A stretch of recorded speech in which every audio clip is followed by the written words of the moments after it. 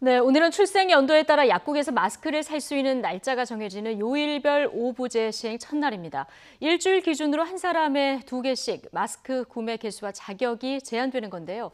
약국은 구매자의 주민등록번호를 전산에 등록해서 이중 구매를 막고 있습니다. 현장에 나가 있는 취재기자 연결해보겠습니다. 나혜인 기자.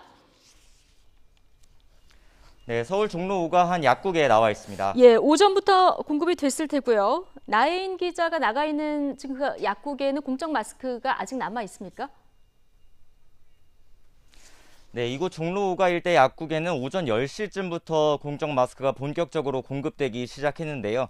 공급이 시작된 지 30분 만에 동이 난 곳도 있고, 제가 나와 있는 이곳 종로 약국은 그래도 여유가 좀 있는 편이었는데, 방송 직전인 11시 40분쯤 오늘 들어온 250장이 역시 모두 팔렸습니다.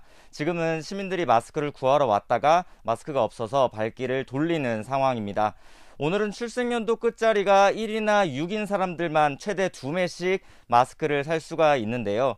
마침 제가 1991년생이라서 오늘 월요일이 마스크를 살 수 있는 날입니다. 마스크가 지금 이 약국에 없긴 하지만 제가 마스크를 구매하는 과정을 시청자 여러분들께 직접 보여드리겠습니다. 이렇게 신분증을 약국 직원분들에게 건네게 되면은 약국 직원분께서 마스크 판매 이력 시스템에 제 주민등록번호를 직접 입력을 하게 됩니다. 일주일에 2장 넘게 구매한 기록이 없으면 저는 마스크를 살 수 있는 거고, 이제 등록이 되면 저는 이번 일주일 동안 공적 마스크를 살 수 없게 됩니다. 요일을 제한하는 오부제가 시행되면서 이곳을 포함하는 주변 약국에서 대기 시간은 다소 줄었는데요.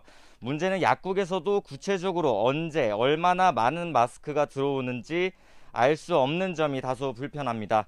이른 아침부터 신분증을 들고 마스크를 사러 왔다가 발길을 돌리거나 공급될 때까지 기다리는 시민들이 많았습니다.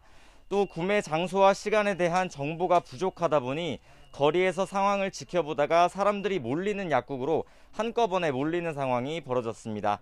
사실 공적 마스크는 약국 규모에 관계없이 비슷한 물량이 공급된다고 하는데요. 꼭 대형 약국이 아니라도 고루 마스크가 공급되는 만큼 마스크를 찾는 분들은 주변 약국에 전화 한 번씩 해보시고 방문하시는 게 좋을 것 같습니다. 네. 자, 지금 구매 과정을 보여주셨는데 이렇게 정부에서는 전산으로 시민들의 마스크 구매 이력을 관리하겠다는 건데요. 현장에서는 좀 어려운 부분도 있다고요?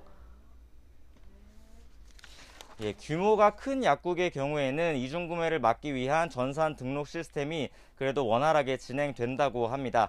하지만 규모가 작은 중소 약국의 경우에는 업무량이 너무 많아져서 바로바로 전산 등록이 어려운 점이 있다고 합니다. 이를 악용해서 지난 주말에는 여러 군데 약국을 돌면서 신분증만 내고 여러 장을 구매하는 사람들도 있었다고 하는데요. 보건당국의 철저한 감시가 필요해 보입니다. 네, 대리 구매가 가능한 자격 요건은 조금 넓어졌죠? 네, 결국 마스크 오브제는 본인이 직접 약국에 가서 신분을 확인받고 마스크를 구매하는 시스템인데요.